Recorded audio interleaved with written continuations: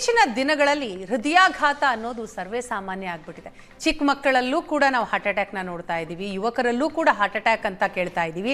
ಇದರ ಜೊತೆಗೆ ವಯಸ್ಸಾದವರಲ್ಲಿ ಈ ಹಿಂದೆಯಿಂದಲೂ ಕೂಡ ಹಾರ್ಟ್ ಅಟ್ಯಾಕ್ ಅನ್ನುವಂತಹದ್ದಿತ್ತು. ಸೊ ಈಗಲೂ ಕೂಡ ಅದು ಅತಿ ಹೆಚ್ಚಾಗಿ ಆಗಿದೆ. ಹಾಗಾದರೆ ಈ ಹೃದಯಾಘಾತಕ್ಕೆ ಪ್ರಮುಖ ಕಾರಣಗಳಿಗೇನು? ಈ ಹೃದಯಾಘಾತ ಅನ್ನೋದು ಗೊತ್ತೇ ಆಗೋದಿಲ್ವಾ? ಇದ್ರ ಬಗ್ಗೆ ನಾವು ಮಾತನಾಡ್ತಾ ಇದ್ವಿ. ಡಾಕ್ಟರ್ ರಾಮ್ ಕವಲಗುಡ್ಡ ಅವರು ನಮ್ಮನ್ನ ಜಾಯ್ನ್ ಆಗಿದ್ದಾರೆ. ಡಾಕ್ಟರ್, ಹೃದಯಾಘಾತ ಮತ್ತೆ ಹೃದಯ ಸ್ತಂಭನ ಅನ್ನೋದು ಏನು ಅನ್ನೋದನ್ನ ವಿಜಯಲಕ್ಷ್ಮಿ ಬಾಳೆಕುಂದ್ರಿ ಮೇಡಮ್ ಹೇಳ್ತಾ ಇದ್ರು. ಈ ಹೃದಯಾಘಾತ ಗೊತ್ತೇ ಆಗೋದಿಲ್ವಾ ಸರ್? ಯಾಕಂತಂದ್ರೆ ಯಾವುದೇ ಒಂದು ಕಾಯಿಲೆ ಅಂದ ತಕ್ಷಣ ಕೆಲವೊಂದಿಷ್ಟು ಸಿಂಪ್ಟಮ್ಸ್ಗಳಿರುತ್ತೆ. ಆ ಸಿಂಪ್ಟಮ್ಸ್ ಇಂದನೇ ಆತಂಕಗೊಂಡು ಡಾಕ್ಟರ್ ಬಳಿ ಹೋಗ್ತೀವಿ. ಆದರೆ ಹೃದಯಾಘಾತ ಯಾವೆಲ್ಲ ಸಿಂಪ್ಟಮ್ಸ್ಗಳು ಪ್ರಮುಖ ಆಗತ್ತೆ ಅಂತ?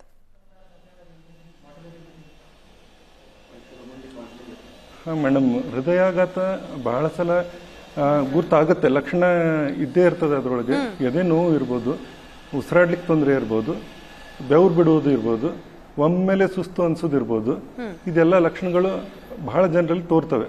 ಆದರೆ ಕೆಲವೊಬ್ಬರಲ್ಲಿ, ಎಸ್ಪೆಷಲಿ ಯಾರು ಡಯಾಬಿಟಿಸ್ ಇರ್ತಾರಲ್ಲ, ಅವ್ರಗಳಿಗೆ ಯಾವ ಲಕ್ಷಣನೂ ಇರ್ಲಿಕ್ಕಿಲ್ಲ.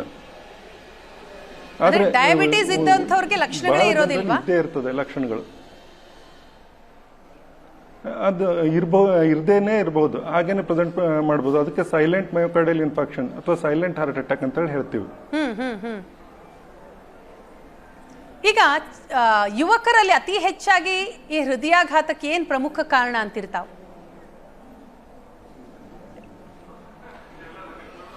ಮೇಡಮ್, ಈಗ ನಾವೇನು ಅಧ್ಯಯನ ಮಾಡಿದ್ದೀವಲ್ಲ ಅದ್ರ ಬಗ್ಗೆ ಒಂದು ಸ್ವಲ್ಪ ಬ್ರೀಫ್ ಆಗಿ ಹೇಳ್ಬಿಡ್ತೀನಿ. ನಾವಿಲ್ಲಿ ಧಾರವಾಡ ಜಿಲ್ಲೆಯ 6 ಶಾಲೆಗಳಲ್ಲಿ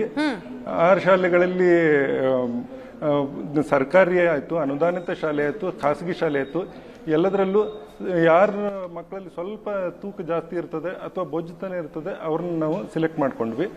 ಆಮೇಲೆ ಅವರಲ್ಲಿ ನಾವು ಮೊದಲು ಹೋಗಿ ಅವ್ರಿಗೆ ಏನು ಹಾರ್ಟ್ ಅಟ್ಯಾಕ್ ಬರುವಂತ ರಿಸ್ಕ್ ಫ್ಯಾಕ್ಟರ್ ಏನಾದ್ರು ಅದನ್ನ ನಮ್ಗೆ ಗುರ್ತಿರುವಂತ ರಿಸ್ಕ್ ಫ್ಯಾಕ್ಟರ್ ಏನಾದ್ರು ಅದನ್ನ ಕೇಳ್ಕೊಂಡ್ವಿ. ಅವ್ರದ್ದು ಅಂದ್ರೆ ಫ್ಯಾಮಿಲಿ ಹಿಸ್ಟ್ರಿ ಒಳಗೆ ಏನಾದ್ರು ಅವ್ರಿಗೆ ಅದನ್ನ ಅಂತೇಳಿ ನೋಡ್ಕೊಂಡ್ವಿ. ಆಮೇಲೆ ಅವ್ರ ತಿನ್ನುವ ಆಹಾರ ಪದ್ಧತಿ ಬಗ್ಗೆ ಡಿಟೇಲ್ ಆಗಿ ತಗೊಂಡ್ವಿ. ಆಮೇಲೆ ಅವ್ರ ಶಾರೀರಿಕ ಚಟುವಟಿಕೆಗಳು ಅಂದ್ರೆ ಫಿಸಿಕಲ್ ಆಕ್ಟಿವಿಟಿ ಅದ್ರ ಬಗ್ಗೆ ಡಿಟೇಲ್ ಆಗಿ ತಗೊಂಡ್ವಿ. ಆಮೇಲೆ ನಾವು ಅವ್ರ ಮೊಬೈಲ್ ಉಪಯೋಗ ಎಷ್ಟು ಮಾಡ್ತಾರೆ ಅಂತೇಳಿ ಅದ್ರ ಬಗ್ಗೆ ತಗೊಂಡ್ವಿ. ನಾವು ಇದ್ರೊಳಗೆ ಕಂಡ್ಕೊಂಡಿದ್ದೇನೆಂದ್ರೆ ಅವ್ರದ್ದು ಆಹಾರ ಪದ್ಧತಿ ಸರಿ ಇರಲಿಲ್ಲ. ಯಾರ್ದು ಬೊಜ್ಜುತನ ಆಮೇಲೆ ಇದಿತ್ತಲ್ಲ ಅವರಲ್ಲಿ ಬೊಜ್ಜುತನ ಇತ್ತು. ಆಮೇಲೆ ನಾವು ಮುಂದೆ ಏನು ರಕ್ತ ಪರೀಕ್ಷೆ ಮಾಡಿದ್ವಿ ಅದರಲ್ಲಿ ಹಾರ್ಟ್ಗೆ ಸಂಬಂಧಿಸಿದ ಹಾರ್ಟ್ ಅಟ್ಯಾಕ್ ಸೂಚಿ ಏನು ಬಯೋಮಾರ್ಕರ್ ಅಂತ ಹೇಳ್ತೀವಿ, ಅದರೊಳಗೆ ಅದು ಲಿಪಿಡ್ ಪ್ರೊಫೈಲ್ ಇರ್ಬೋದು, high sensitivity C reactive protein ಇರ್ಬೋದು, ಅದೇ ರೀತಿ ಹೋಮೋಸಿಸ್ಟಿನ್ ಅಂತ ಹೇಳಿ ಇರ್ತದೆ. ಇದೆಲ್ಲ ಏನ್ ಹೇಳ್ತವೆ, ಹಾರ್ಟ್ ಅಟ್ಯಾಕ್ ಬರುವುದ ಅಪಾಯ ಏನಿರ್ತದೆ ಅದು ಹೆಚ್ಚು ಅಂತೇಳಿ ತಿಳಿಸ್ತವೆ. ಆ ಮಾರ್ಕರ್ಗಳು ಯಾರಲ್ಲಿ ಹೆಚ್ಚಿದ್ವಲ್ಲ ಅವರಲ್ಲೆಲ್ಲ ನಾವೇನ್ ಕಂಡ್ಕೊಂಡ್ವಿ ಅಂದ್ರೆ ಅವರಲ್ಲಿ ಫಿಸಿಕಲ್ ಆಕ್ಟಿವಿಟಿ ಬಹಳ ಕಡಿಮೆ ಇತ್ತು. ಅಂದ್ರೆ ಆಟ ಆಡ್ತೇನೆ ಇರಲಿಲ್ಲ, ಪಠ್ಯೇತರ ಚಟುವಟಿಕೆಗಳಲ್ಲೇ ಅವರು ಇನ್ವಾಲ್ವ್ ಆಗ್ತಿರ್ಲಿಲ್ಲ. ಅದೇ ರೀತಿ ಆಹಾರ ಪದ್ಧತಿ ಸರಿ ಇರಲಿಲ್ಲ. ಆಮೇಲೆ ಇನ್ನೊಂದಂದ್ರೆ ಮೊಬೈಲ್ ಉಪಯೋಗ ಈ 30 ಜನರಲ್ಲಿ ನಾವು ನೋಡ್ಕೊಂಡ್ವಿ. ಎಲ್ಲರೂ ಅತಿ ಕಡಿಮೆ ಅಂದ್ರೆ 1 ತಾಸು, ಆಮೇಲೆ 4 ತಾಸು ತನಕ ಪ್ರತಿ ದಿವಸ ಶಾಲೆ ಬಿಟ್ಟು 4 ತಾಸು ಅವ್ರು ಬರೀ ಮೊಬೈಲ್ ಉಪಯೋಗನೆ ಮಾಡಿದ್ರೆ ನಾವು ಅವ್ರ ಫಿಸಿಕಲ್ ಆಕ್ಟಿವಿಟಿ ಇರೋದಿಲ್ಲ ಅಂತೇಳಿ ನಾವು ಈಸಿಲಿ ಆಗಿ ಅದನ್ನ ತಿಳ್ಕೊಳ್ತೀವಿ. ಆಮೇಲೆ ಇದೆಲ್ಲ ಟೆಸ್ಟ್ ಮಾಡಿದ್ಮೇಲೆ ನಮ್ಗೆ ನಾವು ಮಾಡಿದ್ದೇನೆಂದ್ರೆ ಈ ಅಧ್ಯಯನ ಮಾಡಿದ ಉದ್ದೇಶ ಅಂದ್ರೆ ನಮ್ಮ ಮೊದಲು ಈಗ ಹಾರ್ಟ್ ಅಟ್ಯಾಕ್ 30-35 ವರ್ಷಕ್ಕೆ ಆಗ್ತಾ ಇದೆ. ನಾವು ಸಾಮಾನ್ಯವಾಗಿ ನೋಡ್ಲಿಕ್ಕತ್ತೀವಿ. ಮೊದಲು ಇದು ಸಾಂಪ್ರದಾಯಿಕವಾಗಿ ನಾವು ಕೇಳ್ತಾ ಇದ್ದಿದ್ದು ಹಾರ್ಟ್ ಅಟ್ಯಾಕ್ ಅಂದ್ರೆ 50-60 ವರ್ಷಕ್ಕೆ ಆಗ್ತದೆ.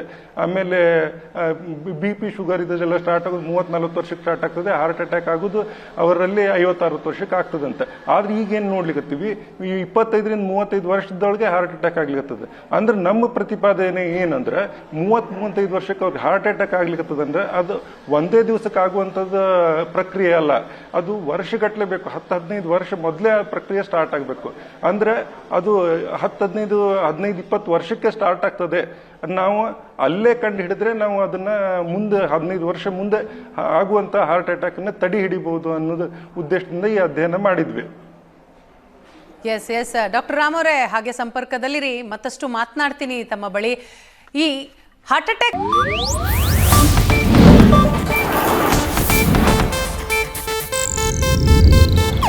ಇದು ಏಷ್ಯಾನೆಟ್ ನ್ಯೂಸ್ ನೆಟ್ವರ್ಕ್ ಪ್ರಸ್ತುತಿ.